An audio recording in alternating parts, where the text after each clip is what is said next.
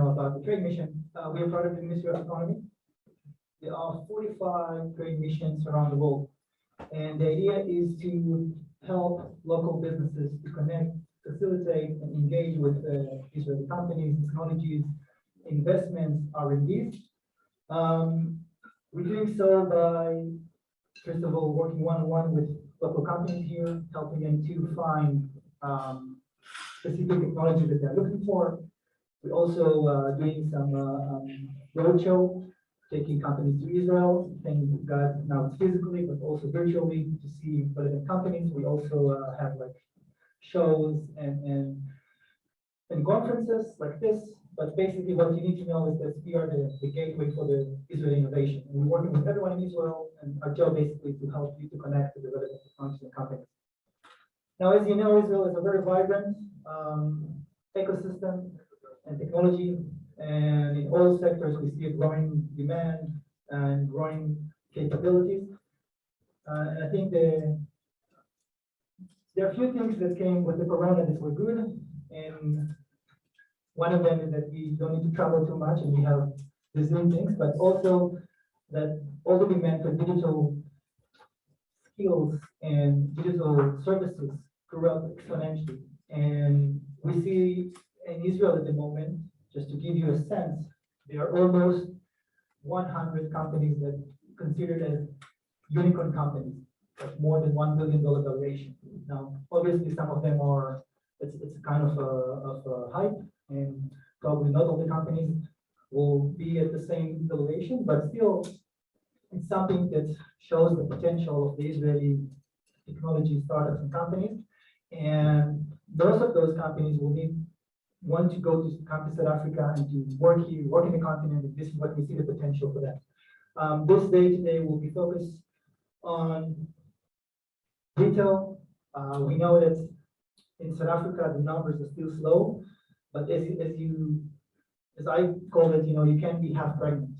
The train left the station, and it's just a matter of time when the e-commerce will catch up, when South Africa will grow from 4 to 5% percentage for e-commerce to 20 and even more. And the companies that will be wise enough to be on board and to take it forward is the one who will enjoy from the revenues.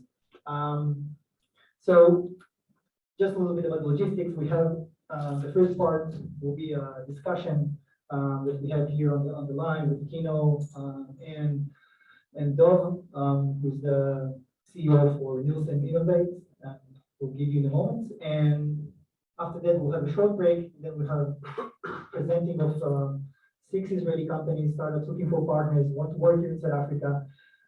They will present what they do in the retail tech market sector, and we will be happy to help you after the presentation to connect you with them. And we have lunch. You're more welcome to stay and enjoy the day. I would like to thank first of all Charmaine, who's from my team, who's leading this whole event and all the invitation and everything. And for Mark, our consultant, for Ishar, that helped us and everything. So without further ado, I will hand the microphone virtually to Kino. Kino is a co-founder of City Innovation, who was one of the hosts in Cave Talk shows about tech and innovation. Also, is the head of culture at UCT, entrepreneur. So a lot of things, and he will lead today the talk with Dov. So Kino, the stage is yours. Amit, thank you very much for that. Thank you everybody for making your way through today. If I sound a bit like Barry White, can you hear me? There we go. Yeah. Okay, brilliant. If I sound a bit like Barry White, it's because I've had influenza A. So I'm hoping the voice stays like this for the rest of the year. I can make more money on just doing voiceovers. But anyway, it certainly is an exciting time to be alive, I think. I left radio after 27 years working for 702, Prime Media, Cape Talk, NBC. And I really decided to throw myself into my passion, which has been entrepreneurship and also innovation. Just a little bit about the stuff that I'm doing right now. Myself and Stefan Egberg, who's the CEO of Travel Start, we're launching Innovation City in Cape Town.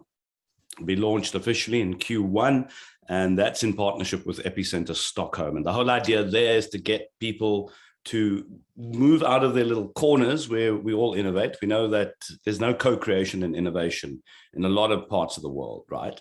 And we want them to move out of those corners and co-create more effectively to innovate on the continent. But Dov, what an absolute pleasure. Have you done any surf skiing this morning before our chat? I know how much you love your surf skiing.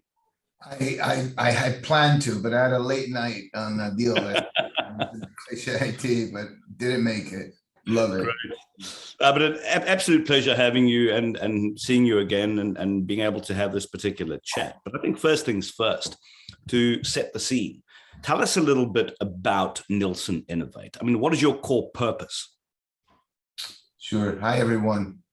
Good morning. Great to be here. Thanks for the opportunity. To the Israel Trade Mission and Kino.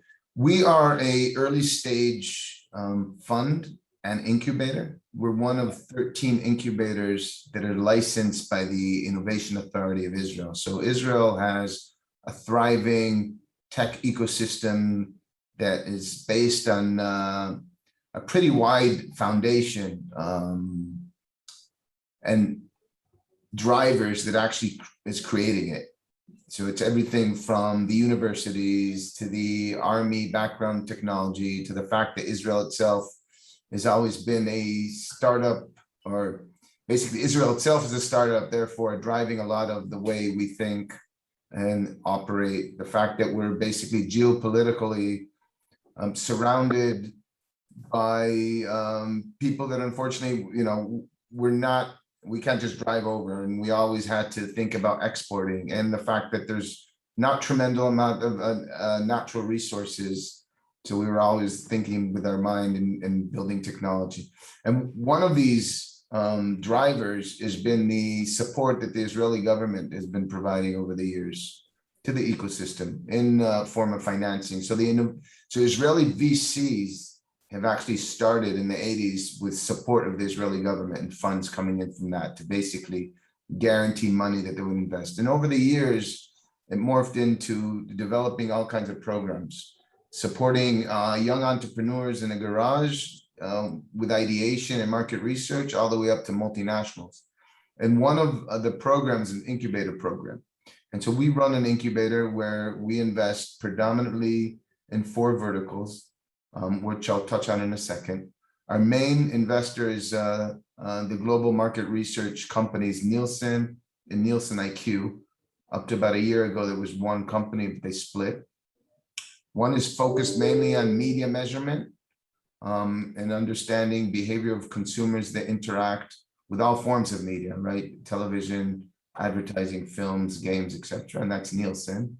And the second company is Nielsen IQ, which is focused on measurement, market share, user behavior within the retail focused industry. And so from them being our predominant shareholders, we drove these 4 verticals. Retail tech, one of the largest verticals. We're probably the most active early stage pre-seed seed investor in Israel. We've done to date almost 40 investments, about half of them are retail tech and e-commerce tech. Then we do media technology, consumer insights, market research, and of course, advertising and marketing tech, which you can also say it's an extension of retail tech, or because we're focused predominantly on that. When we make the investments, the companies actually sit in our facilities. So we have about 1,000 square meters in Israel, staff of 9 people that support and become an extension of each of the companies we invest in. And we invest in companies from presentation up to first customers. And of course, we've been doing this since 2013. So we also have pretty substantial roll-ups with these companies with the global retailers. So that's in a nutshell. Absolutely. Now, I just want to go back to something you said. You spoke about your positioning. I mean, Israel isn't the biggest country. It fits into part of South Africa. But when we look at the type of technology, you definitely punch way beyond your weight right? And you deliver knockout punches all the time. What's the secret to that success? What else is there about, you know, your innovation culture? What supports it? What is the foundation behind the success? Well, I think, well, there's not one single answer. It's a combination, kind of, if you want, it's Yeah. it's the perfect storm. I think the basis of it all is a very strong technology capabilities that's driven from our strength of military strength. So the fundamental technologies and innovations came out of the military. It's firewalls, it's voice over IP, it's everything around communications. Right. Of course, cyber, and driven by that, where you have a young, talented culture that teams that then graduate and are looking, or finish the army and then are looking to go ahead and use these talents. That together with the fact that they are not afraid to fail, that we encourage failures, second timers, even if they didn't execute or didn't really succeed, can go ahead and raise funds. Very advanced universities, so top universities. The fact that back in the 80s, we had a tremendous amount of influx of immigration for the former Soviet bloc, who had great skills in mathematics and physics, and basically been the foundation to actually execute on these ideas and actually code. So I think these are the main factors. And I think I mentioned also the geopolitical, right? We only found, I mean, now we do have forms of natural gas and some other natural resources. But, you know, living predominantly in a desert and needing to create an agriculture that wasn't agricultural industry, that wasn't always, that, you know, didn't have the tremendous amount of nature in its corner, had to start developing irrigation systems and ways to make sure that the soil was always up to speed and ability. And so in every kind of wake of life, we needed to invent and figure it out and take it to the next level. And so now, you know, it's everything in cyber, fintech, medical devices, communications, internet, B2C, insurance, gaming, online game, you kind of name it. And of course, retail tech this year was another record-breaking year. More than $2 billion have been invested in tremendous global retail tech players. Well, I mean, we've had, obviously, COVID-19 is something that's visited all of us. And the one thing I've noticed is that it's certainly dragged a whole lot of C-suite executives kicking and screaming into the digital age. I mean, you know, you get a couple of companies in South Africa that stand out. ShopRite Group, led by Neil Schroeder, young, dynamic, goes to a board, says, I need a 5 billion rand squeeze on margin. They say to him, why? It's COVID. He says, well, if we give people savings up front, right, we will collect enough data to be able to do amazing stuff. And this also speaks to something you mentioned earlier about the advertising. And what they've done is they've onboarded about 1 million people per month. You can just imagine the data set that you have to work with there, right? And what you're able to do. And they're now taking on advertising, the advertising industry, and looking to move into a couple of realms. So would you say that as bad as COVID-19 was and is, it actually has been a bit of a blessing in a way for digitization and getting one's A into G, as it were, when it comes to innovating more effectively at the retail space? No doubt. I mean, probably 10, 15, 20 years of digitalization happened within 2. And accelerated pace on so many fronts. Realizing that you know, when you set a fire to people's feet and they need to think outside of the box and and reach this demand of the changing consumer, basically. And all the technology was there, right? They just needed to make the decision and push it forward and reprioritize. People were just a little bit more laid back and set back, and especially in the retail industry, right? Retailers, large organizations have so much priority in terms of making sure that an item's on the shelf, the supply chain is working, and of course there was tremendous challenges with that. But all of a sudden they need to make sure that, okay, people can't come to the store. How do we get to them?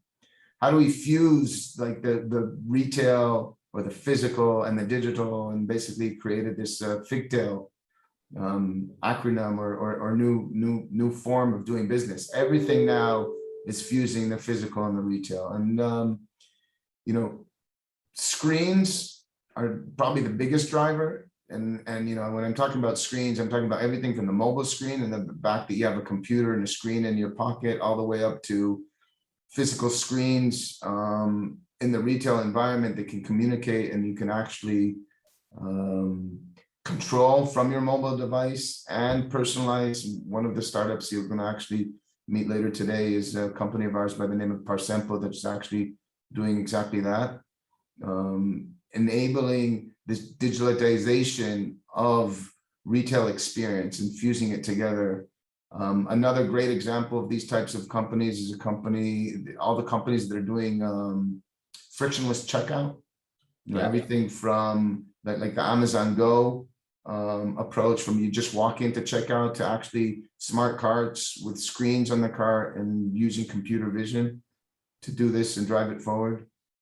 Company of ours in that space is a company called Walkout. So no doubt everything is just accelerated at an amazing pace. And initially, I think for the first year or so, for the 6 months, right, most retailers were focusing, okay, everything is flying off the shelf.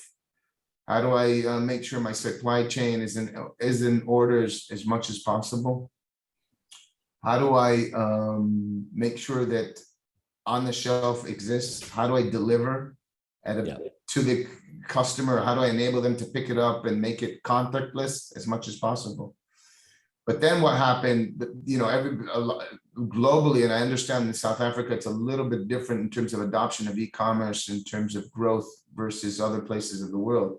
Sure. But basically, the user, the customer now was experienced to do everything digitally. So you had to bring up the physical world to that digital world also, and create these customer experiences that are seamless to the digital. So create a shopping list, bring it into the phone, into the store, take it out, curbside pickup, coupons, couponing digitally, promotion, personalization, all this type of stuff. Now, this is something I mentioned right up front, but innovation, co-creation and innovation, getting out of one's corner and actually exposing yourself to other people, even from other industries, to help you think out of the box. How important do you think that is? Yeah, startups always come with, well, now I think it's a little different, but they come, they are like secretive. They're not communicative. They're not sharing. They're not necessarily corporation. And I think that usually is a setback. And I think it's the same for organizations and corporations, that they want to, knowledge, there's a notion of what we call now coopetition. I think there's way more of that going on, where you still, you're competing either in the niche or geography, maybe not directly, but then there's an opportunity to cooperate. And I see more and more both companies in the same vertical doing such, and of course, companies that can complement each other. And they can be large and small organizations. They can be these companies that are going together into VC funds and creating VC funds so they can get a good look at technology earlier on, even though it might be a competitor cooperation. And it can be actually working with the startups themselves, all the way up to creating programs together. So I think it's super important, and it's an opportunity. And I just, when we were launching this and in the process of speaking to people from many people in the retail sector, some senior managers came to us and said, our company thinks that they've got the answer to everything. So everything is done internally. You're not allowed to go outside. You can't go here. You can't go there. That's one thing, right? Then as COVID hit, I spoke to one of the family members of one of these family stores. And they did a bit of a pivot. They had this technology company that they eventually bought. Everybody knows what I'm talking about, probably. So they had this technology company that they bought. And then all of a sudden they had to move from bottles over to actually delivering goods. That whole process took a couple of days in terms of making the decisions, etc. Sorry, my chest is still bothering me a little bit. Apologies for that. And I asked him, I said, what's the difference? And he said, well, we always have to tick every box before we make decisions. And this is the big problem. I think a lot of the challenge lies in the leadership of organizations, retail and others, where they aren't nimble. They can't, using things like design thinking, for example, within an organization, I think is absolutely pivotal. You democratize innovation within an organization. You also accept failure. You have your acceptable losses. You iterate, you fail quickly, but you find your solution. But we definitely seem to still have a leadership problem in certain sectors, which hampers innovation and the type of leaps that we need to see, especially here in this country, I think. What's your take on that? Yeah, 100%. So there's a few things as generation changes and the succession's in place and younger generations, and as people experience with the pace of digital, and there's no other way but to test and to test multiple tests and fail fast and move forward. As you have new entrants into retail, right? When these old brick and mortar that now turned retail need to face pure native digital type of companies, everything from Amazon to the D2C phenomenal that they control the supply chain from sourcing to manufacturing to actually delivery, and they want to stay in business. They have no choice but to change culturally, and they do it either by experiencing loss of revenue or losing out opportunities or shifting demand of customers or people just going elsewhere. Yeah. And I think I think the tide is definitely shifted in that. Even from when we started in 2013 working with multinationals and trying to convince them to work with startups and offer pilots and the way they thought of how they need to succeed to where we are now is day and night. I don't think there's an organization that doesn't understand that they need to adopt technology. There's not an organization that doesn't understand that data is the oil and the king and every facet of the business, from understanding how to better source to customer demand to personalization and promotions to predicting availability on the stock, et cetera, et cetera. And so with just everything, and of course them experiencing everything at a much faster pace, just from accessibility to information, then I think inherently decisions are happening way quicker, and there's no other choice. And if not, then they're going to go out of business, and they are. Companies are going out of business. Absolutely. I also wanted to chat about hyperlocalization, but I'll move that to a bit later. Actually, because obviously as a business that invests, and you've mentioned the verticals, retail tech being one of the biggest ones, you need to know what's coming and what's going to be the next best thing, right? Because you're investing now to obviously benefit later. So what are some of the trends within retail tech, the latest trends that you have seen that we should all be cognizant of? Now, obviously, it differs. You get the developed world, the developed world, you've got the developing world, you've got the nuances in South Africa. Totally understand that. But just generally, let's talk about some of those trends. Okay, so first of all, I'm going to try to separate between technology that are enabled and actually the applications of the solutions. Right. So there's no doubt that from the technology basis, machine learning, AI, predictive analytics, all that type of stuff is everywhere, and it's going to continue to be a force on each and every one of the applications. And if it used to be 5, 6, 7 years ago, a bit of a buzzword, now it's real, it's clear. People have unique data sets. There's enough, they understand how to create these data sets and how to use it to their advantage to basically run efficiencies everywhere, because it's really about the efficiencies. And I mentioned already the different areas, but there isn't an area that doesn't.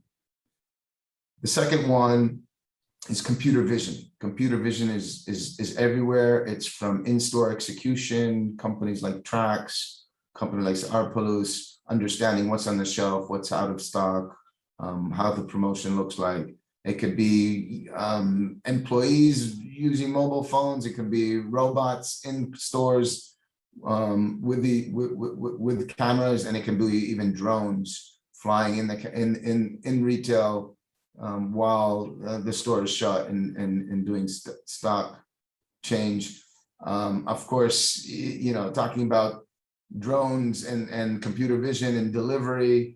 A huge fund just last week of an Israeli company enabling basically delivery through drones. So when we initially saw that video from Amazon 5 years ago, or whenever that came out, it's operational. They are creating the regulations to enable Starbucks to drop a sandwich off on your front porch or your drugs or whatever not. So so that's a third trend. The next big trend, predominantly driving digitalization further on the e-commerce or on the all touch points, is headless. So basically separating the user interface with the backend code, enabling one backend to feed on different multiple user experiences. So think about the ability to take that and run your PC based, your mobile based, your TikTok based, your Facebook based, any touch point with the same code, and basically having a designer or a UI expert kind of dragging and dropping solutions. Another trend that's creeping up, and it's not clear how it's going to happen, and people are doing it in different ways, is obviously everything around AR and VR. Tremendous amount of promise. Digital shopping or the e-commerce shopping hasn't really changed. Homepage, category page, product page with some other kind of information, maybe video has been thrown into that, but basically the shopping experience is pretty boring. So there's a huge promise around that. I think obviously that's depends on where the glasses go and the manufacturers and user adoption on that, but definitely basically the augmented reality side of things is coming into space, both on the B2B to help retailers run their business more efficiently, understand what's on the shelf, as well as enabling consumers to get more information on the screen. Using all that kind of great technologies, you have the enablement of what's called self-checkout, seamless checkout. I think that's a big trend. There isn't a global retailer, grocery retailer, and also probably food and drug that isn't dealing with that. Yes. And experimenting and playing around, I think it has huge amount of promise to fuse the digital expectation of the modern shopper and give them the independence, the frictionless. independent ability to kind of come into the store, pick whatever they want, find it, and then Yeah. check out. So I think those are some of the top ones. Yes. Now, Sorry to be the one of the Israelis that interrupt. Just wanted to No. say, first of all, if you have any questions, we'd be glad to take them also. I just want to ask, though, one of the things that, seems like one of the things that's holding back the South African e-commerce is the connectivity. And there's a lot of areas that are not, they have problems with connectivity to get that. Is that something that you see from retail tech or other stuff coming from to solve these problems, or it's mainly just communication companies and things like that? My challenge was really understanding, hearing the question. Is there any way to get it? Well, Just I'm asking, do you see one of the things that's holding back the South African e-commerce is connectivity? Do you see anything coming from Israel to solve this problem, or it's more in the telecommunication space that's less relevant for you, for the company? when you say connectivity, you mean actually the delivery of an internet connection to the consumers or to the actual retail stores? Yeah, correct. So I mean, I'm not that familiar with the whole infrastructure, set up in South Africa, but I do understand that, in terms of connectivity, there's two issues. One is obviously the internet, and the other is connectivity more to the financial institutions and to the unbanked. And from my understanding, the question is it the first?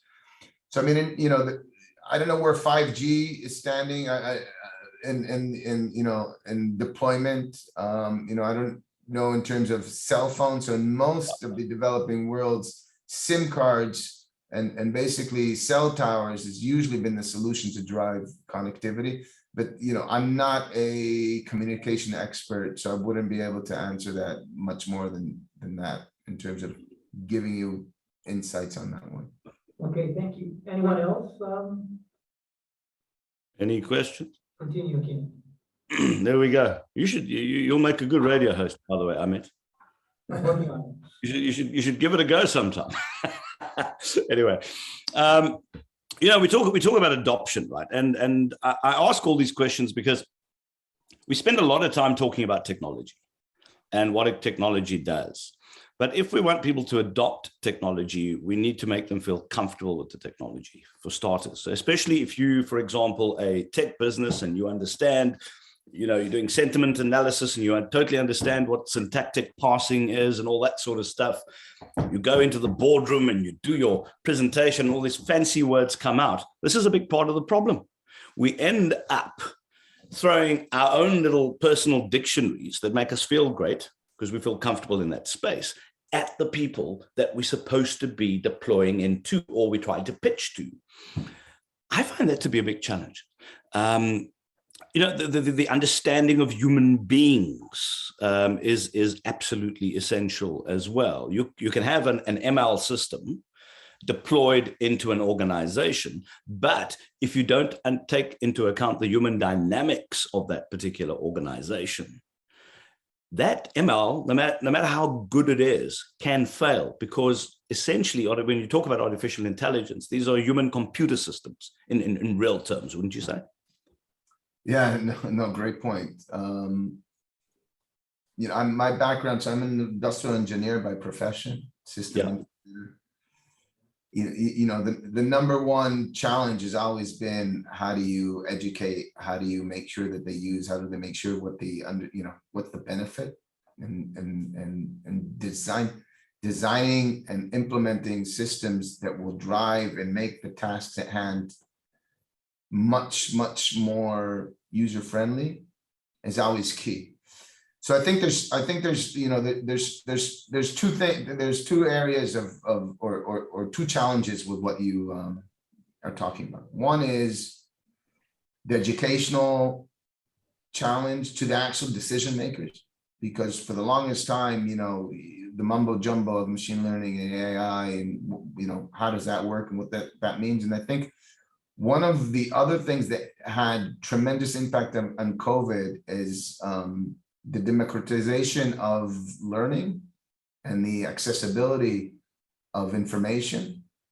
And basically startups disrupting this also. So you have organizations like Jolt or other companies that are basically providing access to amazing snippets, and it's not always these master classes of, you know, MBA or, you know, a long semester long course, but you can basically search everything on YouTube, or you can actually go to all these other great, I would call them modern day universities or digital age universities, where you can just sign up for a 3, 4, 5 hour course and become up to speed at pretty much on any topic in the world, either text, video, interaction, learning, chat.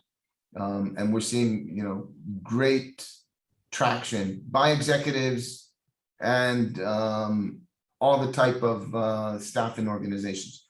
So that's just making sure that people have access to that, and the access is existing, and they're basically able to teach themselves, educate themselves, and organizations should bring it more forward.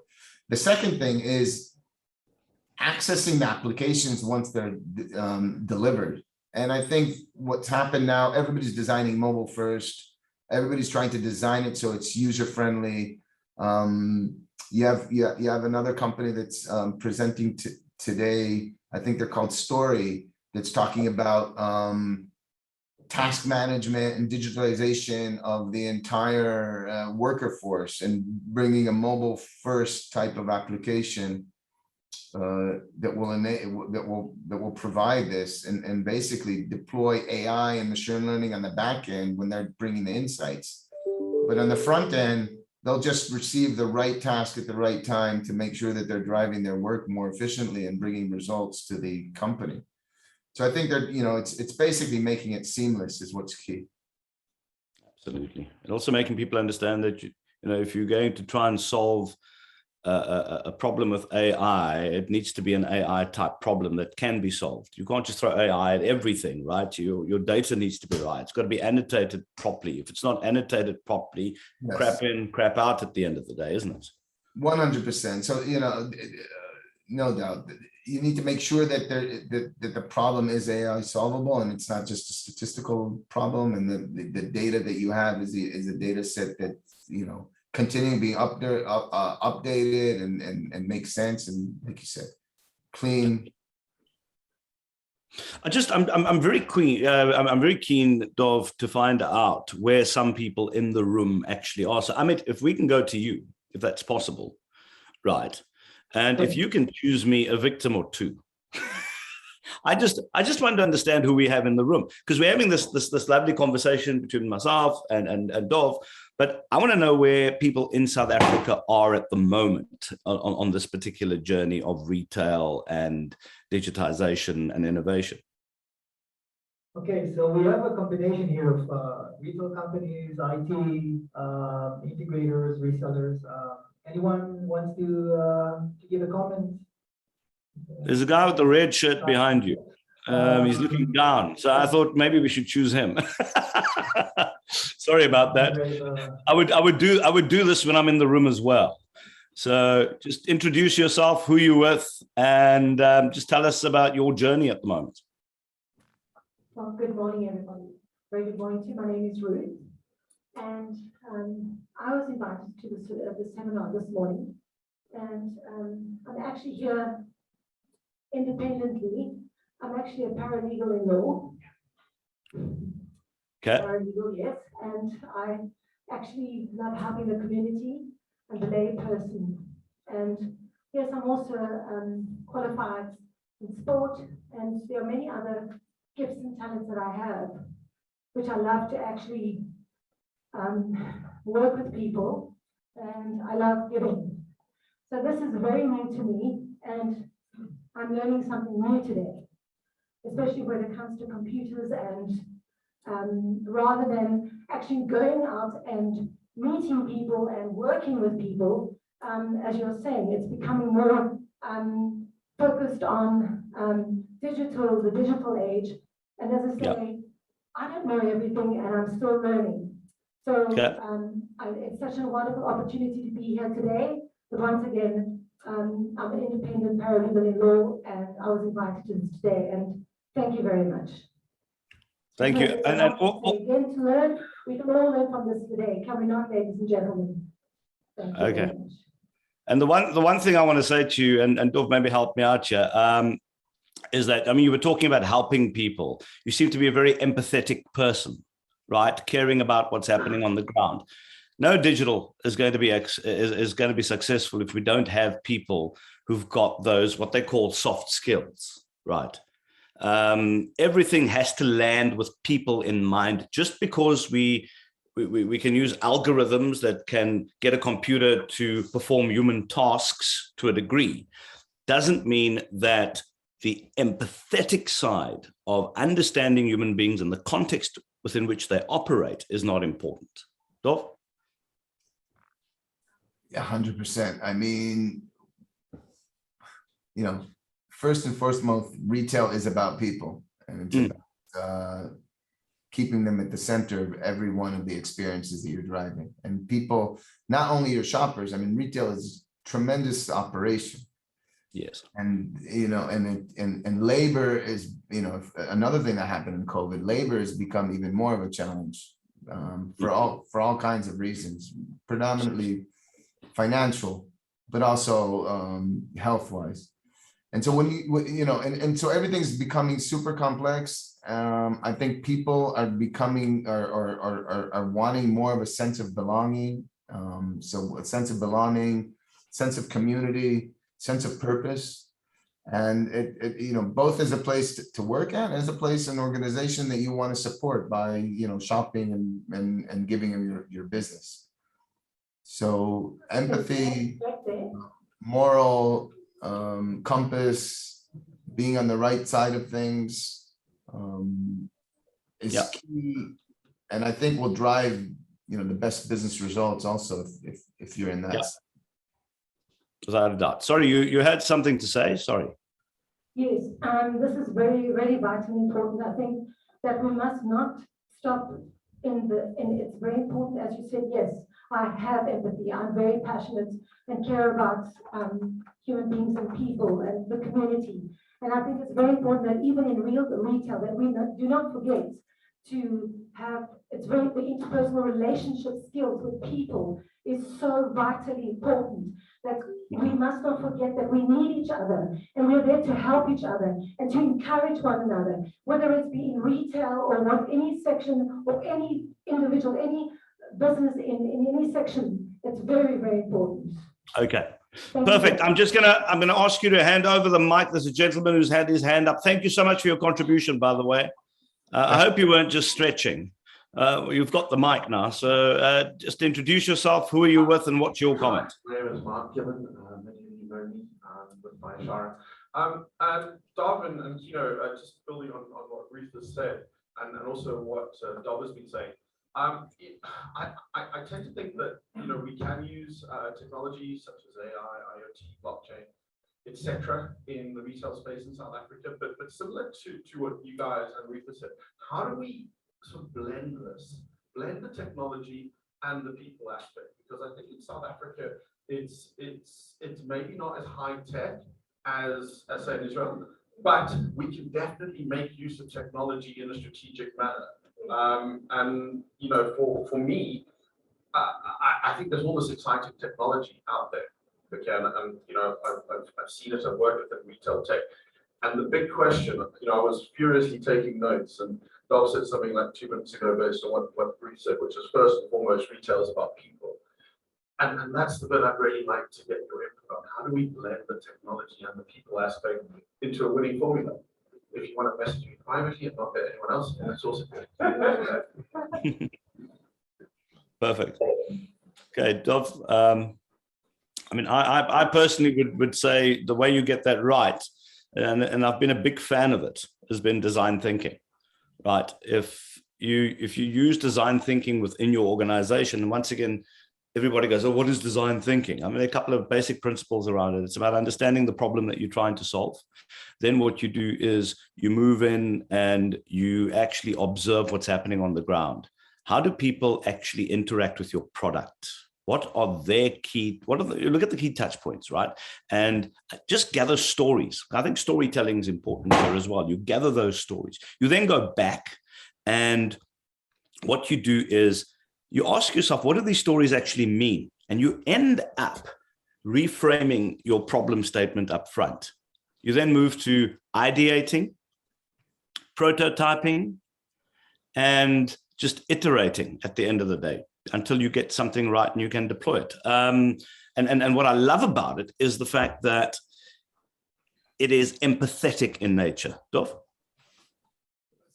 100%. The basic strategy around deploying technology effectively is making sure that you clearly are trying to solve a pain and a problem. And then you're not just deploying technology for the sake of technology, and that you're deploying the right technology. So once you understand that there's a real challenge there and technology can solve it, that's when you can start looking out for the right technology or the right application or the right service provider. But you need to make sure that you're thinking about the customer at the center of anything that or everything you're doing.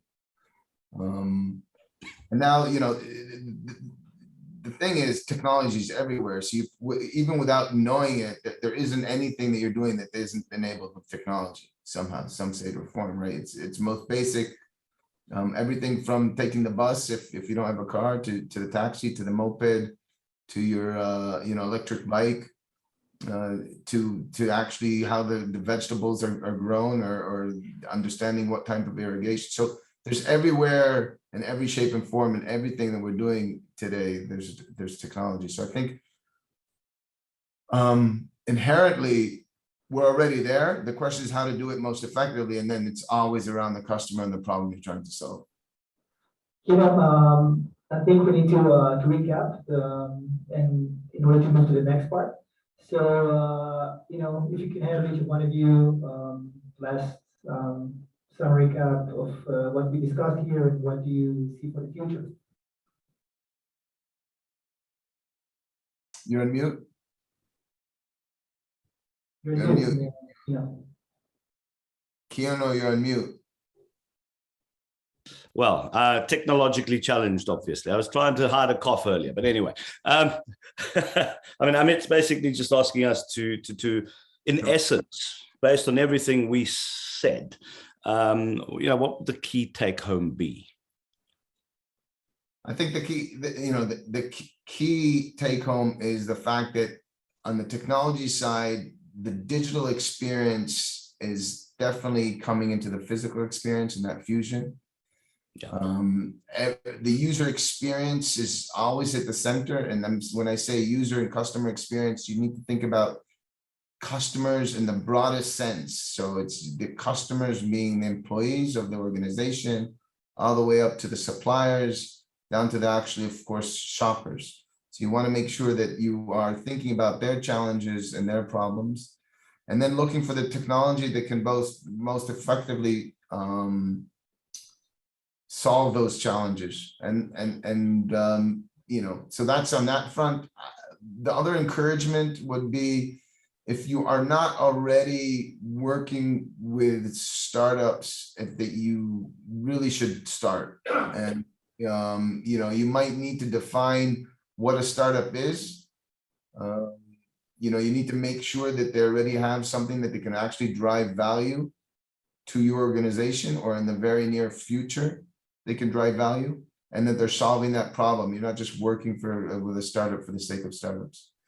And I think that they will really help you change your mindset and help bring cultural changes to organizations. They'll force you to move faster and to understand that not everything has to be perfect 100% in the get-go. They will show you how to deploy it, you know, in one store, one location, one specific area, and then roll it out. But we have to, and you have to, really move quick to stay competitive in this hyper growth, hyper changing digital world.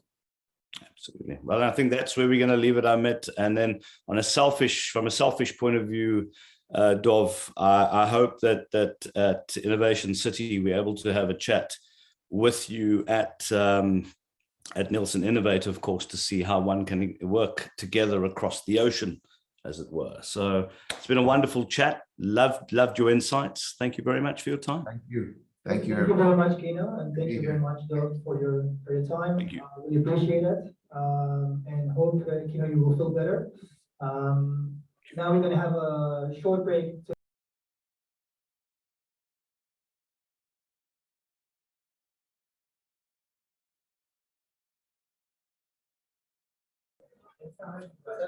Presentations.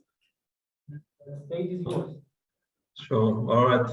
Good morning, everybody. Thank you very much for the opportunity to talk to you. I'm from Algo Retail. I'm going to share a screen. Just let me know if it's coming through.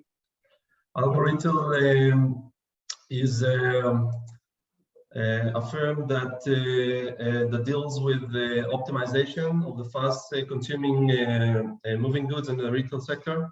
And by such, we refer to mostly to the consumable food, some extent to the pharma, and we bring efficiency, a lot of efficiency, because we're dealing with the core of the business. That is the real-time stock and shelf management.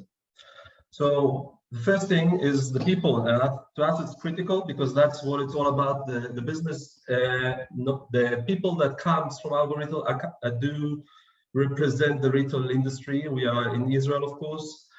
So we have a lot of experience in the retail business. We come from the floor itself. Ariel Ibarra, with years of experience of managing stores. Shachar Daka has been executive CEO, one of the biggest chains in Israel, with a lot of experience of a large number of outlets managing.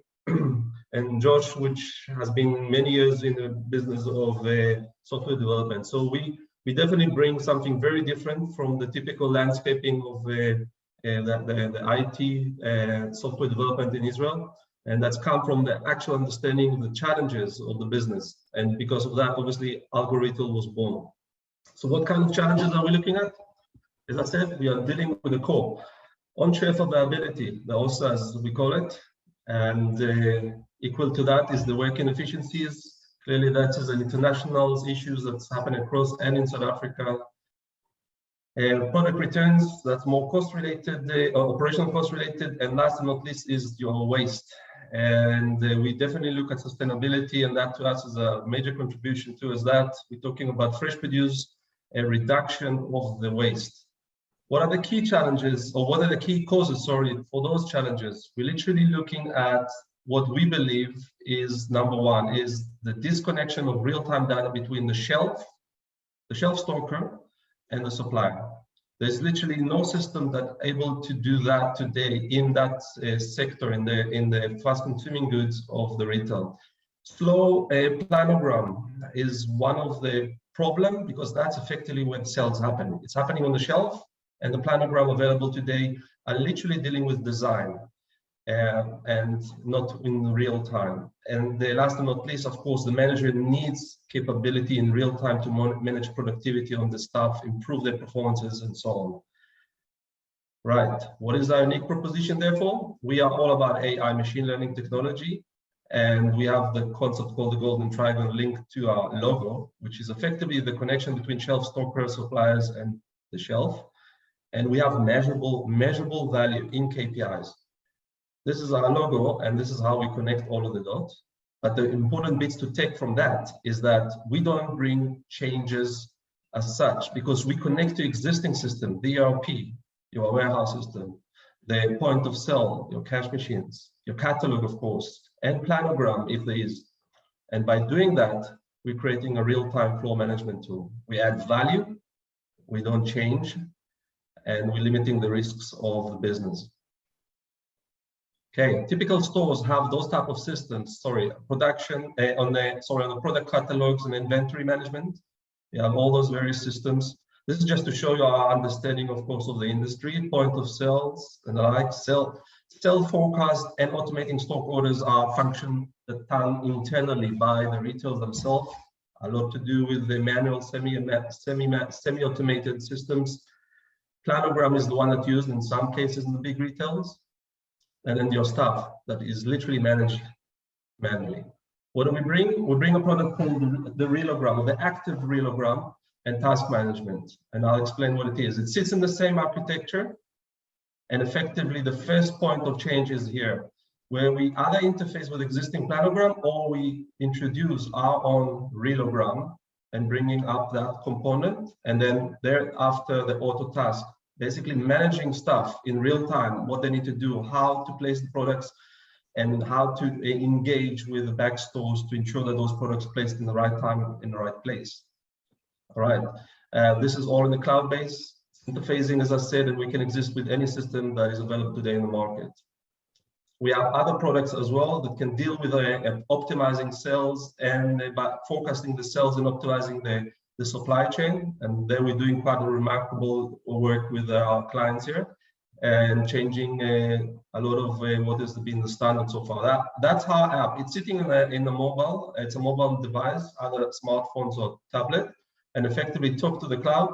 It's effectively an instruction tool for the people on the ground to do their work, to go and collect the goods when it needed, place it on the shelf, and the interface look like that. Look like another planogram design, but it's got a lot of intelligence behind it. It's no longer just a nice design picture tool. It's constantly interacting with the shelf stocker and informing him what the next, or her, what the next task that needs to be done. And as I said, other tools are also available. I'm not going to focus on them though. The immediate benefits is knowing what is on the shelf without going there, and having a specific instruction on your hand, effectively, how many items needs to go where, maintaining the correct planogram and making sure there's efforts of work is optimized, and effectively the manager able to have through a dashboard evaluate his stuff. So there's a whole bunch of KPIs that we are able to look at in terms of decrease of operation, tangible figures like reduction of waste, increase optimizing supply chain, and of course on sell, we have those KPIs as well that enable to us to manage optimal products replacement, and design of planogram and the like. But the bottom line is the results. Here in our clients in Israel, we have two very important clients, one of the Yohananov, for the one who knows them, 35, close to 40 branch now. And we managed to do a 40 to 50% decrease in fresh produce waste. And that's a massive increase in profit margin for the guys who knows this industry. And of course, with other clients, this is more of a butchery a chain of 120 branches in Israel. Again, a major decrease in waste, as much as also improving efficiencies of the workforce. I'll leave it there, and I don't know if you do have any question. Of course, we'll be very happy to engage with anybody at a later stage. We do have engagement in South Africa. We're very keen on coming into that market. We have international engagement, and there's a lot of interest, of course, in our product. I'll be happy to discuss it thereafter. Thank you. Thank you very much, Imran. You even set the time, so well done for you. It's very un-Israeli thing to do. Any questions from the audience? Something? Okay. So thank you, Imran. We'll go to the next speaker. Thank you. R12bn is from Gringos. Hi, everyone. Hi, first of all, thank you very much. Thank you very much, Shiran, for a very interesting presentation. Thank you very much, Shaw. I'm just going to share my screen. All right, can you see my screen, everyone? Yeah. All right, so first of all, thank you very much.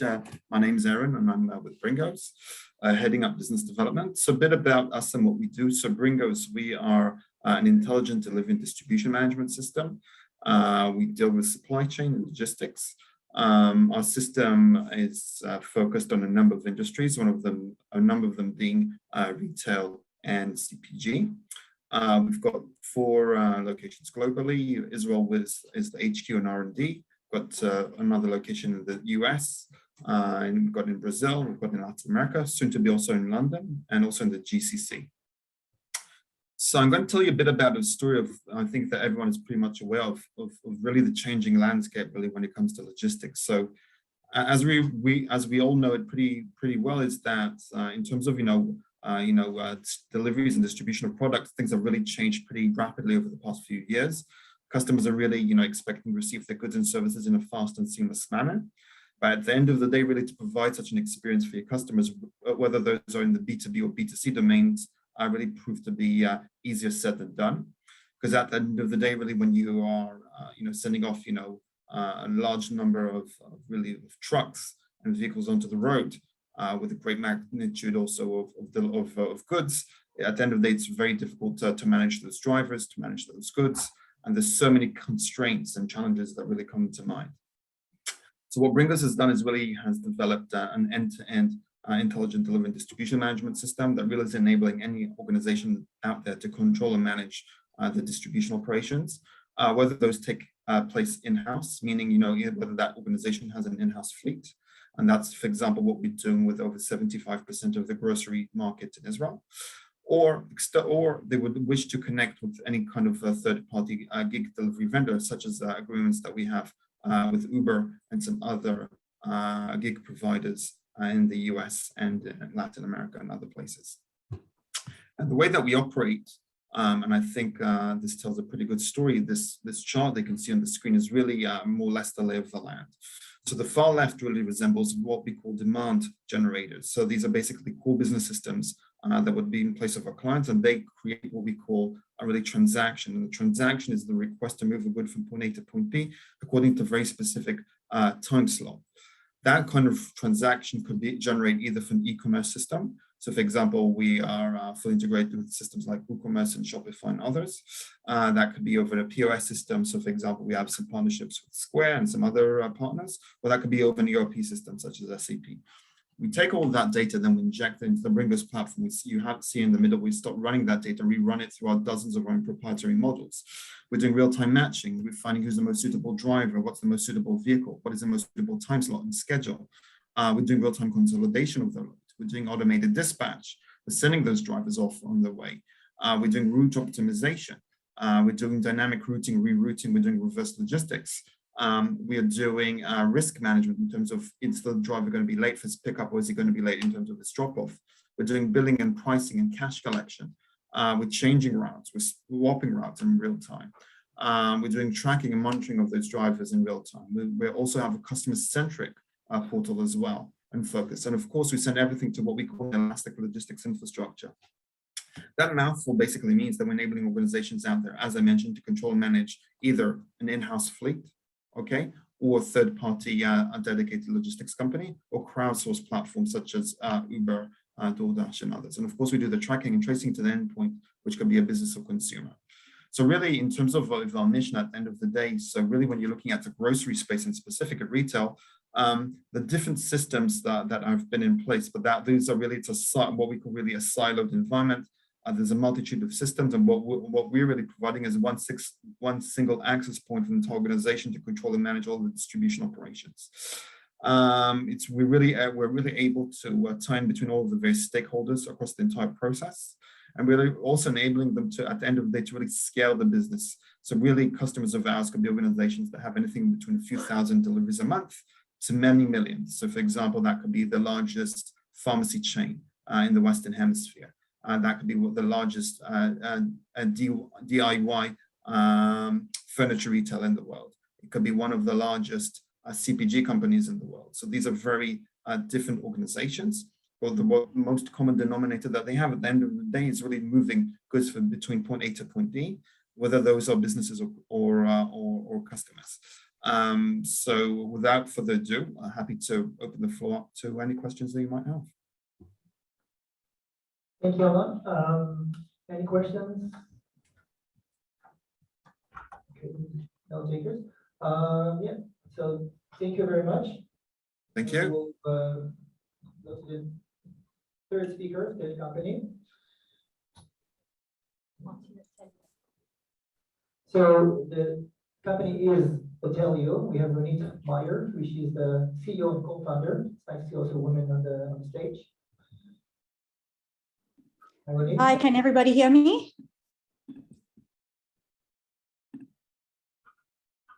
Can you guys hear me?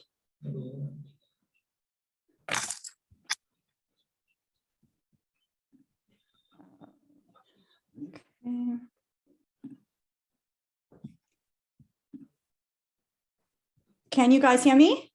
Yes. Okay, great. All right. So first of all, let me say that I'm feeling wildly nostalgic at the moment because I am originally from Cape Town. And if someone can please today have a cup of rooibos and a peppermint crisp for me, you will literally make my day. So feeling very, wish I could be in the room with you guys. But we're here to talk about Otello, and Otello is providing a solution for online product returns. From A to Z, really, we are the return specialists. That's what we understand. That's what we know. And our solution is smart, and it's circular, and it's sustainable. It's pretty awesome. And the very big question that retailers should be asking themselves is, why should they care? And I think that the answer really is quite self-explanatory for anyone who is a retailer, because it's just a massive drain on the bottom line, and these thousands and thousands of returns that are circulating the planet at any given time are expensive, unsustainable, and it really needs to change. So over and above the cost to the bottom line, there is also, of course, the cost to the planet. And when you have returns circulating at any given time, then you have carbon emissions, you have excessive packaging, and of course, most of us know, and this is a very open, dirty secret, that 50% of returns will land up in a landfill, whether it's new, unused, unopened, still in its packaging. And this is something that, we shouldn't accept. It's there is a better way to do things, and we need to be able to find a better route for these returns. So when you as a retailer think about your returns in your industry niche, the question is, what story can your returns tell you? And how do you know to gather this information together? And this is just an example of a heat map that we create, which tells a retailer, a specific retailer, in this case in Warsaw, what their returns picture looks like. And this really enables them to move forward. This is a real live dashboard. We at Otello basically have a very, very clear mantra. We believe that every return is an opportunity to generate revenue for the retailer and to engage directly with the shoppers. So we have a SaaS solution. It's entirely SaaS. We have no networks, no fleets, no cars, no nothing. We're technology driven, and this enables us to create 4 pillars of technology that will help retailers. First of all, by creating a branded white label portal that will enable your shoppers a paper-free return. And also exchanges. Okay, we enable this exchanges so that we can transform returns, refunds into exchanges. Thereafter, we have a unique workflow for every type of return. Is your return faulty? Then let's return it to the best possible location for faulty items. Is your return too big, too small? Then let's exchange it. These are just some of the examples, but one of the most significant and differentiated examples is our click-to-brick solution, which enables affiliated offline stores who are part and parcel of the ecosystem of the retail brand to be transformed into return and resale spots. What this basically means is when a shopper goes to your website to make a return or an exchange, what we can do is we can route them to the nearest store in your ecosystem that knows your brand and knows your customer and knows your price points.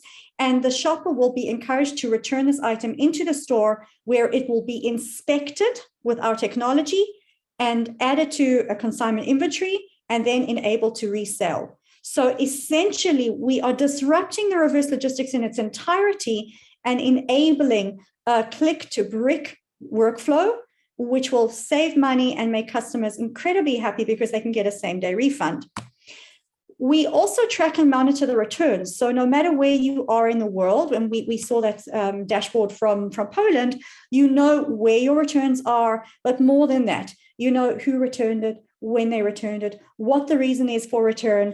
We can also create business information and business intelligence information based around the data of these returners. So we can identify bracketers, we can identify with our inspection, we can really hone in to what if there's something faulty, we can hone into what the item, where the fault lies. So this digital dashboard is really pivotal to gaining information and insights into returns, returners, and shoppers on the platform. One very significant pillar is really the interception of the return. And a lot of return solutions, they will give you global kind of batch solutions for every return, just to reverse logistics. We look at every SKU. And at the same time, the retailer themselves, you are able to define rules. If something is below a certain price point, what do you want to do with it? If it's faulty, what do you want to do with it? If it's a certain brand, let's send it back to the store. If it's a certain hot ticket item, then let's by all means send it back to the online warehouse. So over here, you can also personalize your return policies. So if you have one shopper who is who returns 6 out of 8 items, and another shopper who returns 1 out of 8 items, which one do you want to give a better return policy? We really do this by asking a few questions. And at first and foremost, we really want to know what the shopper wants. Do they want a refund? Do they want an exchange? What is the reason that they are returning? We enable them really to help us to figure this out. And then what is their ideal route for return? Do they want to go to a store, which we've known that the Boris paradigm, bought online, return in store, is the most popular way to make returns today. We certainly see that in North America and in Europe. And then we also look at the return itself. You know, what's the original asking price? What's the brand? What's the location from which it was purchased? What is the reason for the return? And we take all of this together and we crunch it up in order to provide the best possible alternative for that return. So some current statistics for you guys. We are live in the UK, and we have processed over 200,000 returns to date. We have dealt with thousands and thousands of exchanges. We've reduced 60 million shipping labels. We're integrated with major carriers, major platforms. We've reduced customer calls by 25%, and we're based in 4 countries. We believe that the future of retail is actually circular for the bottom line and for the planet. And we're very, very happy to present our solution to retailers such as yourselves. And so I would ask for you guys, please, the cup of rooibos and a peppermint crisp, and if you have any questions. Thank you, Renee. Delivery is next up to you to Israel. Hope you get it the next few months. Do we have anyone want to ask something? Okay. What we're going to have now is, thank you, Renee. We have Avi Shapiro, who's the CEO of Percento, and we actually even have a physical representative here, Guy. So you can address your questions also in private after the sessions. Avi, the floor is yours. Hi, everyone, or how's it? So good morning, and thank you for the time that you guys have taken out of your busy schedules to be here. And also thank you to the Israel Trade Mission for hosting us. We're very appreciative of this opportunity. So I'm going to jump into it. Hopefully we're live. Can you see my screen? Yeah. Excellent. So Parsempo. We are a technology company that was founded a little over 2 years ago as an R&D project. We're backed by Nielsen and Techstars. Nielsen, as you may know, Dove was courteous to mention us in his conversation. So Nielsen, the global media measurement company, are our primary investors. And we are focused in a number of verticals, primarily retail. And retail is under, the conversation that they were having earlier between Kino and Dove, where they were talking about, C-levels are now kicking and screaming, getting into the digital age, and physical gets digital. But what do all these things mean? So if we're talking about the challenges that we have now, given, the impact of COVID, of getting your customers to come back in store, where you had a massive uptake for those players that already had an existing e-commerce business, where now there's a conflict between shoppers migrating towards e-commerce and going less into stores during the high peaks of COVID, and now we had this migration of them coming back to stores. There's a very strong realization that we need to improve as a retailer. We need to improve the way we engage with our clients. We need to be able to connect between the physical experience that they have in store and the e-commerce experience, the web experiences, the mobile experiences that they have in different locations, where the ultimate goal, of course, is increasing your sales, increasing the basket, improving that relationship between the brand and the client. So the objective, of course, is to provide more value for these clients in your store. That means digital experiences, that means engaging experiences. In some cases, that mean that these experiences need to shift into a world of touchless. People are more wary of putting their hands on all kinds of things and all kinds of diseases getting out there. In some areas, less so. But a lot of it is about how do we inform our clients? How do we motivate our clients? How do we give them as many possibilities as possible and optimizing the experience so we as a retailer can meet our business objectives? To a large extent, the way that this communication is still taking place today in the physical space is basically is static signage, manual or verbal communications, which are wasteful. They don't provide any of the metrics that we would expect, especially if you're managing omni-channel strategies. And what that means, now there's obviously a lot more awareness to environmental impact. You're spending a lot of money creating these, these types of, static content, transporting them, meaning our carbon emissions are something that today, also, that conversation that that Kino and Dove were having, the technology was there, or the technology is there. It's now the awareness of that we have to move into a faster moving pace in adopting technologies and adopting, these transformations that enable us to improve our metrics. So we operate in a space called digital signage, which is an industry that's been around for at least 4 decades. A lot of fragmentation, a lot of vendors out there. This is a great example also, what she was mentioning from Otelio, that dealing with buy online, pick up in store is a trend. This is one of our clients that creates, these BOPIS lockers, where, the client can scan something, come into store, pick it up, have some sort of engaging experiences with the interface itself. And it's just part of that overall omni-channel strategy. So the thing about signage is that historically it's simply slow. There are a number of inherent issues with this medium, meaning you need to be able to react quickly. That transforms into what kind of experiences do you use these screens for. There are currently close to 500 million of these screens in the world. In South Africa, Latin America, Asia, these regions are growing at over 100% year-over-year screen installation. So there's this massive uptake of putting in visual or digital interfaces into these stores. But you need to be able to create experiences for these screens. You need to be able to generate content, and you don't want to just generate content once.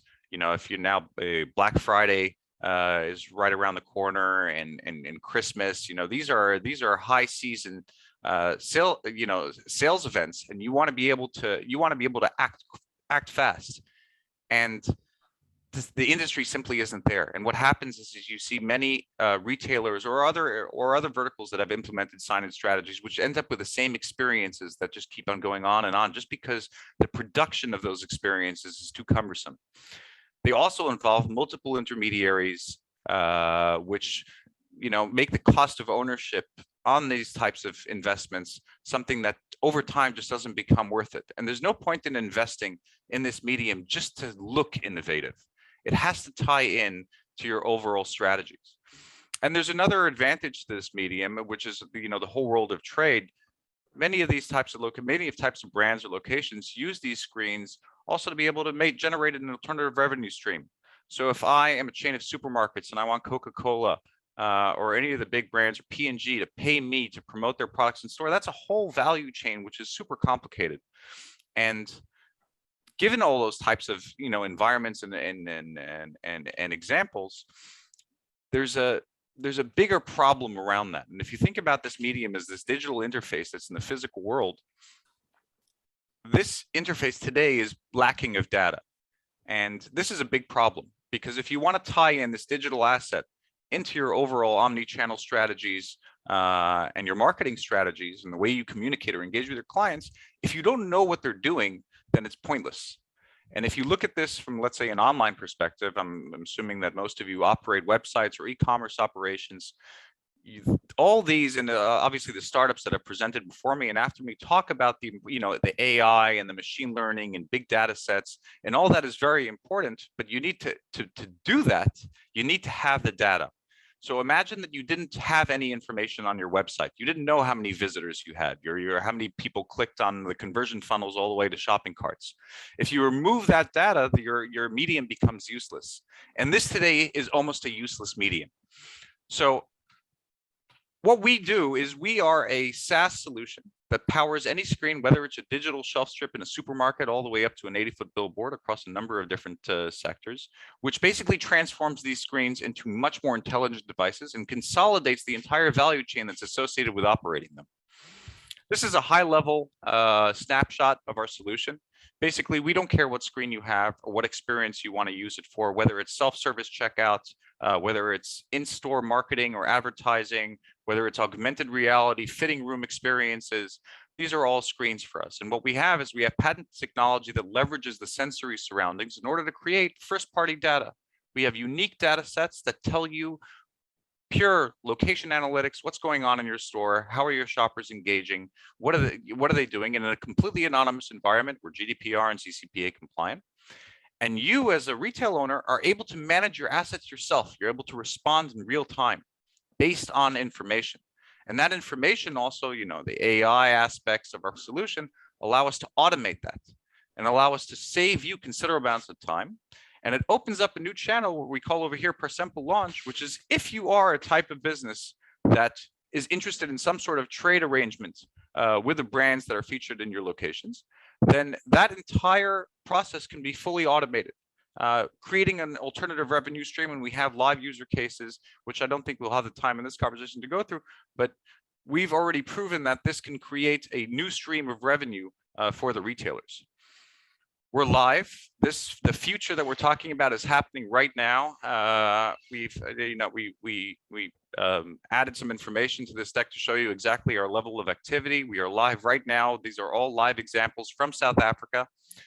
We are working with quite a few brands over the past several months. We've had a major ramp up, and we see that the retailers and other types of organizations have already seen this transformation take place, and they are going into it full force.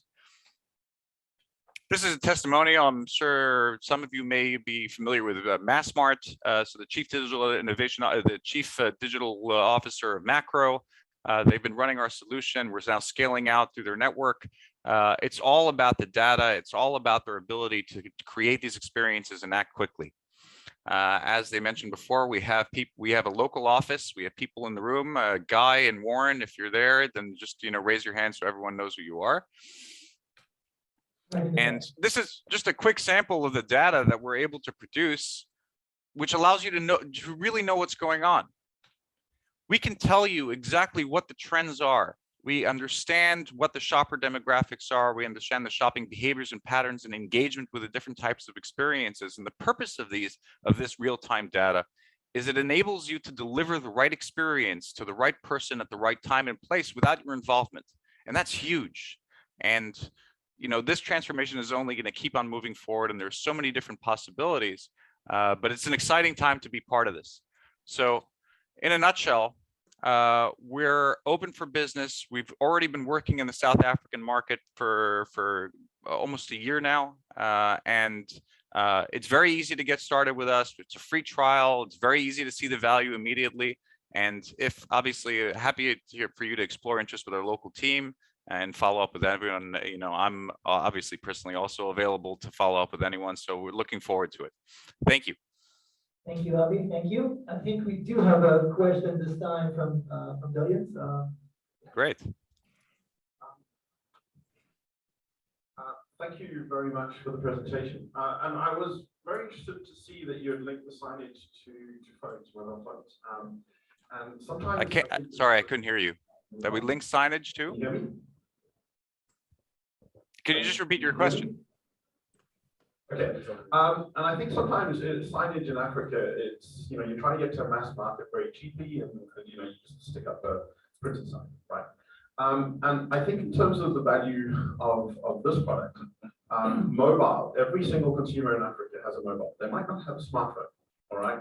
But they'll certainly have a feature phone or a 2 or 3G phone, right? And my question is how to address that mass market in Africa. Can you, you know, sort of bring down the tech a bit and send out SMSs to feature phones? You know, as a shopper walks by a shopping center, it may be a lower LSM, you know, maybe not such a high LSM in Tag Heuer, for example, but going out to somewhere out in the rural areas. Okay. Absolutely. And that's my question, how you can engage that shopper, which is the mass market. And just if I may, you know, I'm seeing this from a South African perspective and a UK perspective because that's my background, but I know we have people here from Kenya and the Congo and other parts of Africa. I don't know, Stephen, if you have a Kenyan perspective on something like that, if you would agree that you need to engage the shopper on a sort of a feature phone basis. I don't know. Do you have any comments there, or am I putting you on the spot?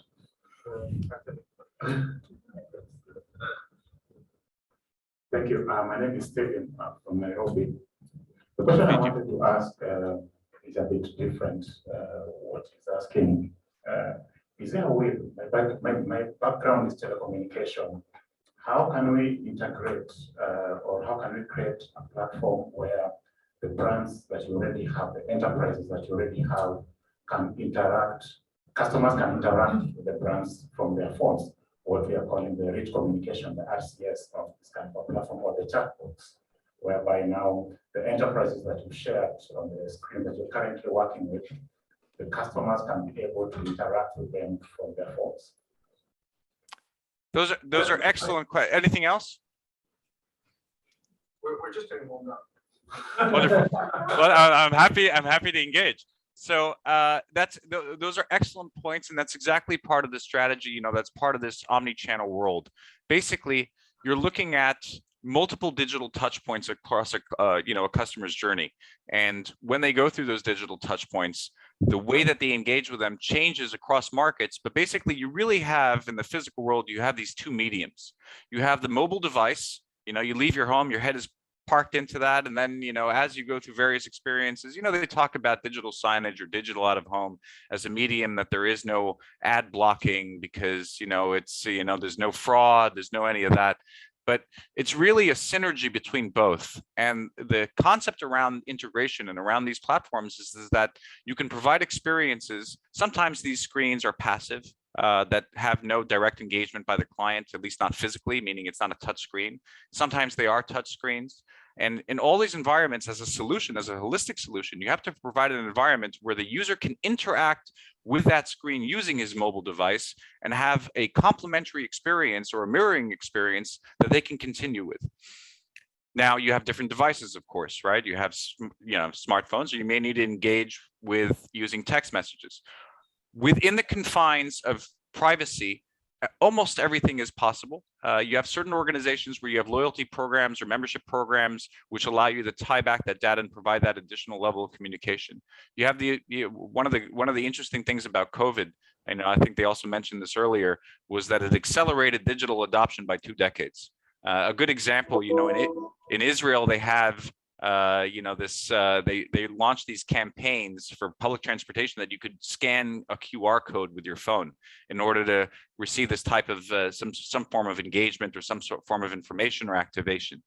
And previously there was a big concern around that because, you know, the older age groups weren't super tech savvy, but COVID forced everyone to sort of grow up and adopt these technologies much quicker. So we see a lot of implementations where you see different digital experiences that exist on these screens where people are scanning codes, simply scanning codes which lead to some sort of action, or they're using these screens to input their information in order to receive some sort of benefit, or they're inputting their information in order to actually make a purchase at the point of sale. So, you know, if that's BOPIS where you're interacting directly with the screen using your mobile device. You may be scanning a code and having a complimentary experience. Today, we're active in 8 countries, from Japan to Brazil. And this manifests in different ways. Outside of the retail space, we have user cases in casinos where they're engaging with these screens, using their phones and creating these hybrid gaming experiences that are both in location and outside of location, or what you call, online gaming. We have user cases with taxis and with Uber, where the users are going in, they're getting these personalized experiences that they can also engage with, whether by touch or whether by using the mobile device. So absolutely. Mobile devices and the connectivity between mobile devices and these screens and any other digital touch point is absolutely part of the solution, part of the strategy, and that's exactly how we see the world moving forward. Thank you, Avi. I forgot to mention that if you don't ask questions, you don't get lunch. So I'm kidding, but whole year is a family, so feel free, and thank you for that. So the next speaker we have Ben Odar. Thank you, everyone. Solution Officer with R12bn. Hi, everybody. I'll be sharing my screen. Just let me know you see. Can you see the presentation? Great. Okay. So thank you very much for your time. Great to be here with you. I'll try to provide as much information as I can. Feel free to ask questions or contact us later.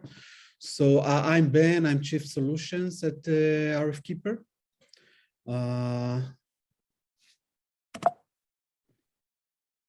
Just a second. Yeah.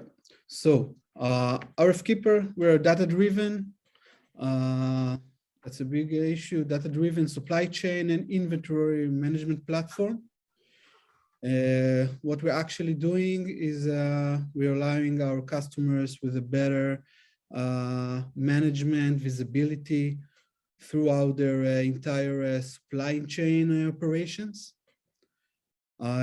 Company was founded in 2011. We are 18 employees and growing. Our headquarters are in Tel Aviv, Israel, and we have an office in London for time being and growing. We're working worldwide through business partners. Mainly, currently, we're operating in Europe, New Zealand, Middle East, Japan, and soon to be in the US and starting 2022.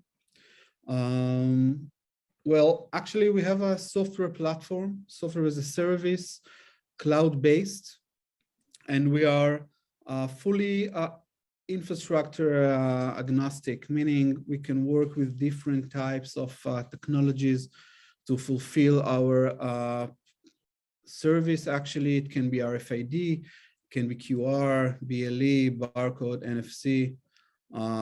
We actually can adjust ourselves to the customer's needs. So what we're doing, using our platform, we are enabling our customers to have full visibility and to have an improvement of their entire supply chain and inventories management. We're actually bringing the online and the offline to unite and to have the actual online feel when you're in the physical stores. I'll show exactly how we do so. In terms of domains, we are working in a few different verticals, mainly around the retail and shopping experience, fashion, sports, jewelries, food, etc. We have a few very nice implementations in last mile operations companies, in logistics centers, warehouses, where we're allowing our customers to have a control and a management of their entire delivery and shipment operation, and actually throughout the entire supply chain process. So our journey actually begins already in the factory. We have a unique platform for printing and encoding for within the manufacturer, allowing our customers to have their item, their assets managed and traced already from this point. We're allowing also manage the entire shipping in and out from the manufacturer to the DC, also the inventory receipt inside the DC. Of course, everything that has to do with inventory counts, tagging, searching for items in the DC and all the way to the stores. We're actually allowing the connectivity from the DC to the stores, assuring a much faster and more accurate shipping validation process and stock management. We've lately been working with a few very major last mile delivery companies where we allow them to have a much more accurate and a better visibility throughout their shipment of their packages to the different locations.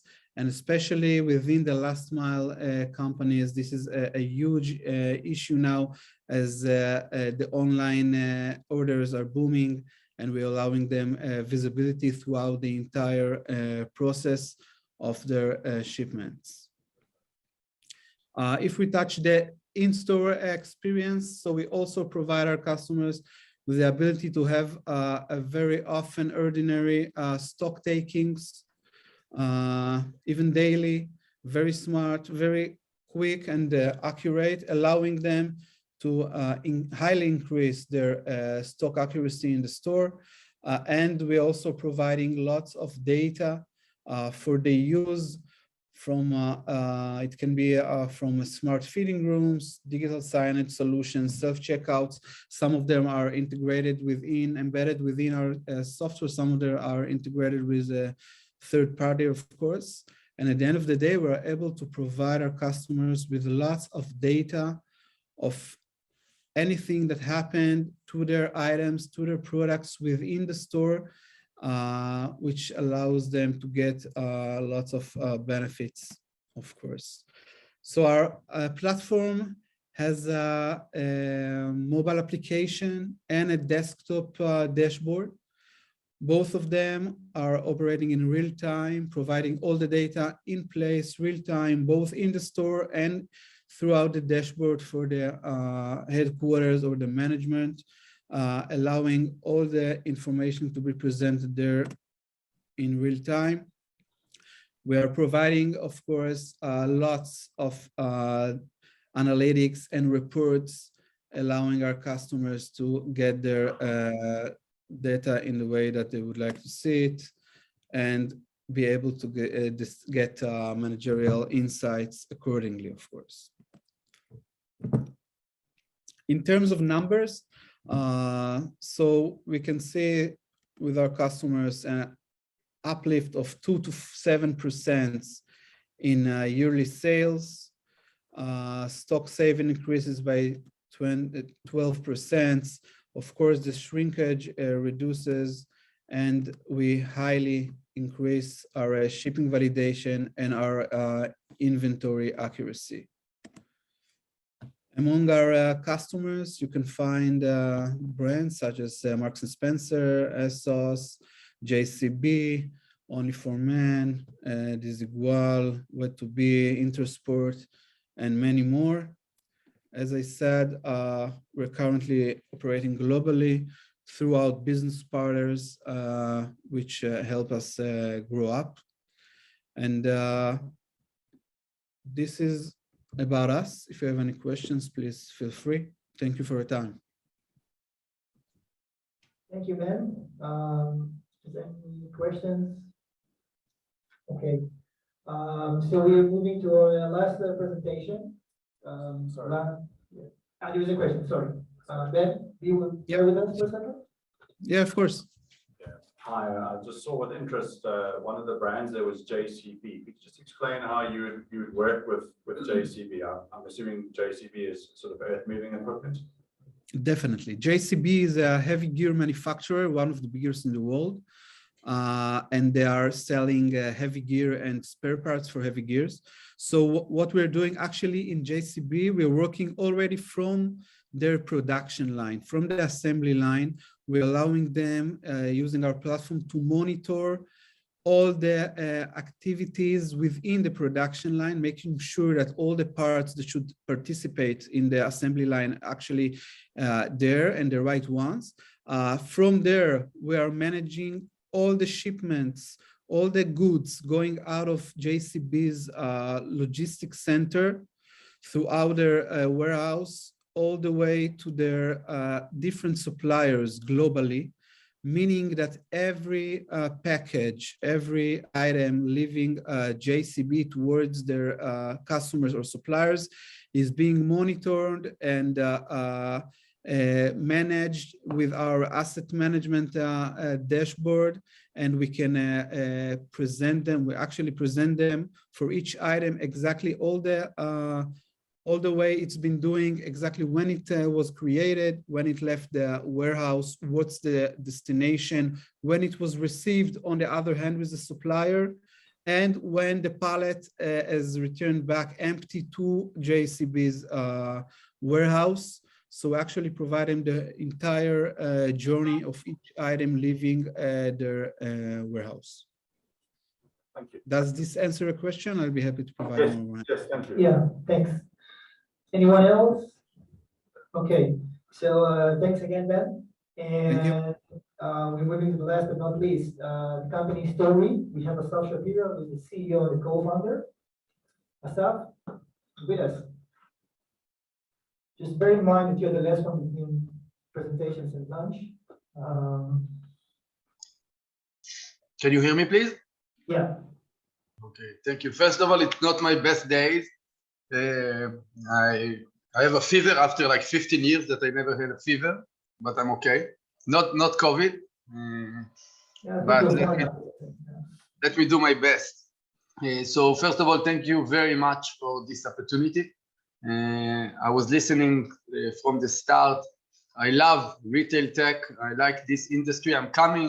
Me and my partners from Story, we are coming from a different industry, which is online advertising. We are bringing a lot of our tools and technique to retail, to offline retail. And I would like to share what we are doing now and in almost the last 5 years. I think that these days, it's obvious that if you're a startup, you need to know how to deal with data. If you're an online player, obviously you know how to deal with data and big data. I think that the challenge in retail is mostly how to create something that works.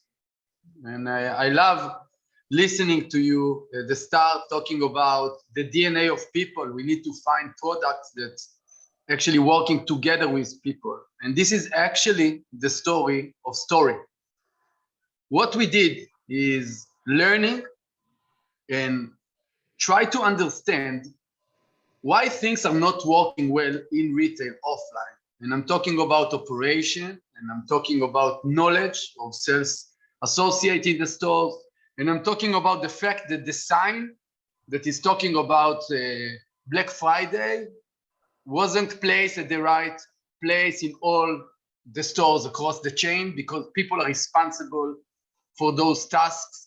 And if you are managing a large retail, even if it's 20 stores, of course, if it's 50 or 100 or 500 or 1,000 stores, you find out that you have problems making things happening. You have a lot of problem controlling your operation. And this is why we decided to create a virtual retail manager, which actually from day-to-day learning how to behave, think, and operate as a human being. Now, I will say it at the start, my goal is not to send people home. This is not what we think our technology will bring to the retail world. We just think that people should do what they do best. And if you just need to make sure that everyone update the prices in the store, I don't think people should be responsible for that.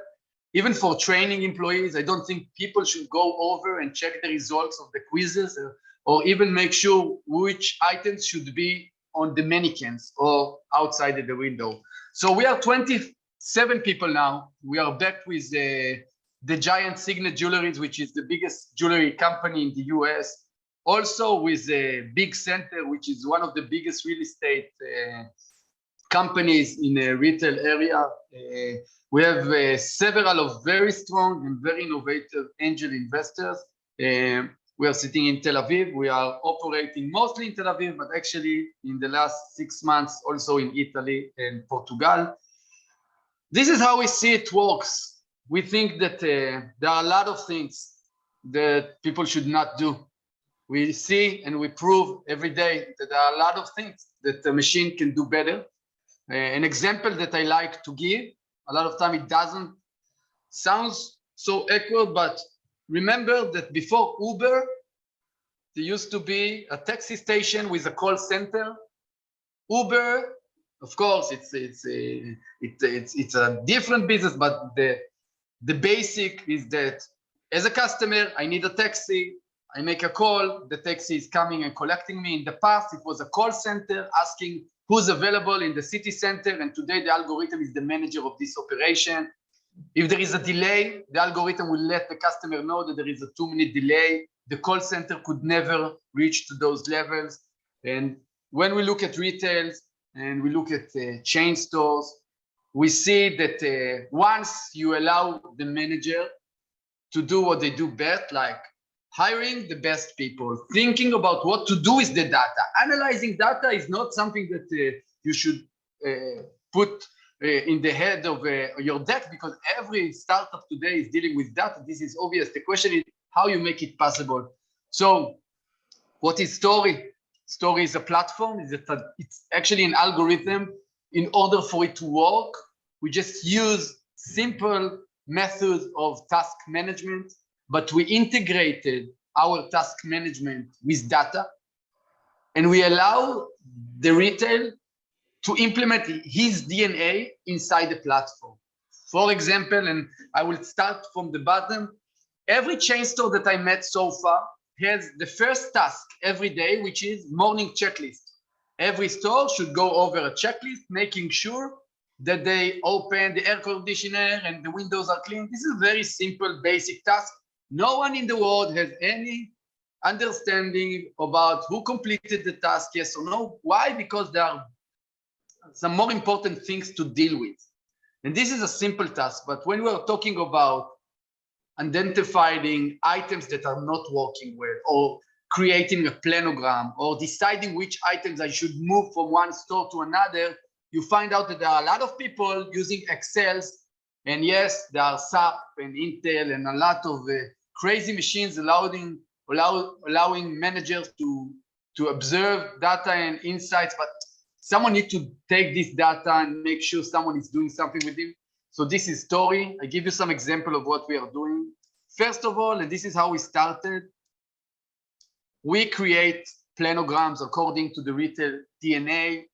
We have our method of implementing the DNA of the retail. I give you an example. Remember that we are a task management that is connected to data. There is a chain store in Europe, 7 for All Mankind, a partner of us for 2 years. They have this DNA talking about placing the bestseller at the window once a week. But the bestseller is something that is random, and it's not only the bestseller, it should also be the bestseller which you have enough inventory in the store, and if not in the store, enough in the warehouse, and it's getting a little bit more complicated. And our machine, Story, is responsible to create this task, to deliver it to the store, ask the store manager or the VM responsible, the guy who's responsible for VM in the store, to upload the picture, and then go to the VM manager or district manager and allow him to understand who completed the task, which task were created. Also, data, a lot of data. There are a lot of insights you want to deliver to the store. The fact is that stores manager, they don't know what are the best sellers. Of course, not online. Very difficult for them to understand trends in other stores, online, etc. And when we are talking about customers who cares about trends, because online customers are different than offline customers. They click on show me the best sellers and the hot sales and the most trending items. We need to allow the stores to react to those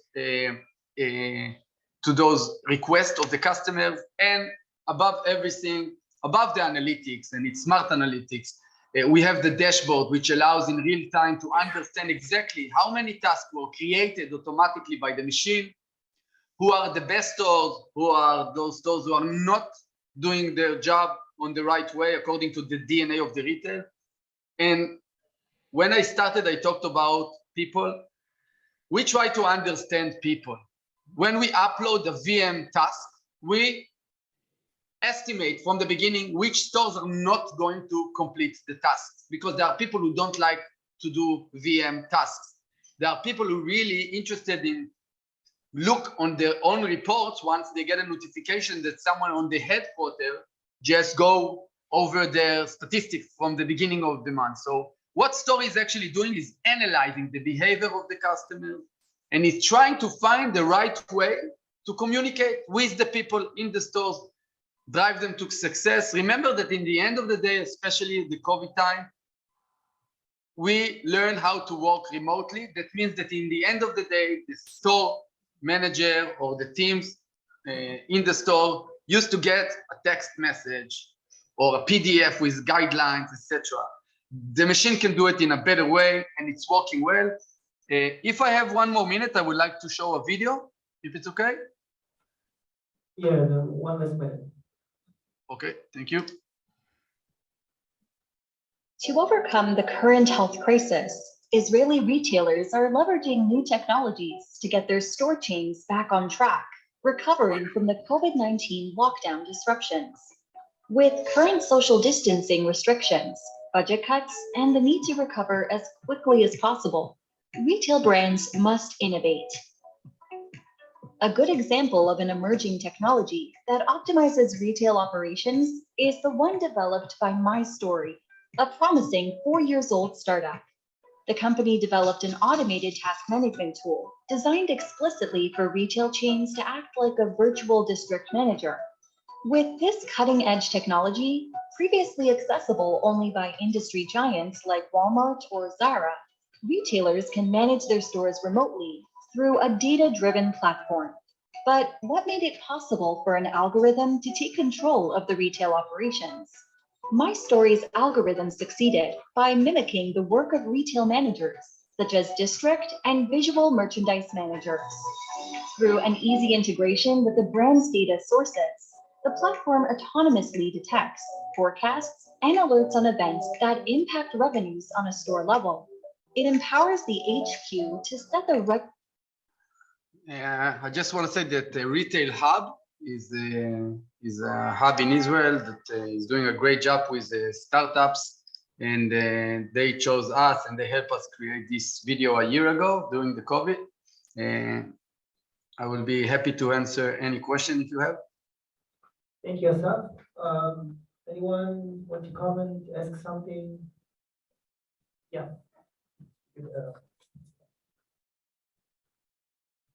Well, yes, sorry. Okay. So I think we're good. Again, thank you very much. Thank you very much for all the speakers. We'll have lunch. It's outside where the restaurant area. You can approach me or Charmaine, who's leading the retail tech at the trade missions, if you want to get more details to connect with the companies. And we hope to see you in future events. Thank you very much, guys.